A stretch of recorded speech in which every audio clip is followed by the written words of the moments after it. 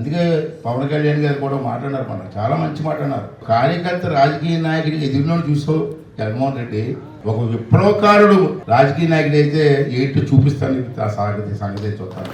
ఒక విప్లవకారుడు రాజకీయ నాయకుడు అయితే పరిస్థితి ఎలా ఉంటే నీకు చూపిస్తాను అన్నాడు. ఆ డైలాగ్ ఎంత పవర్ఫుల్ డైలాగ్ తెలిసేది. సినిమా డైలాగ్ కాదు, బయట మాట్లాడేస్తాం, చేంజ్ మాట్లాడాడు. ఇంకా అందరూ కలిసి పనిచేయాలో నిర్ణయానికి వచ్చాం.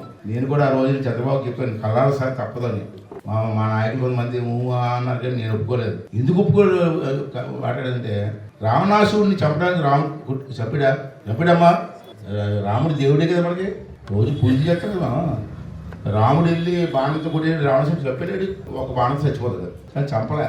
అందరు సాయం కోరాడు. ఆంజనేయుడు సాయం తీసుకున్నాడు, కోతులు సాయం తీసుకున్నాడు, ఉడత సాయం తీసుకున్నాడు.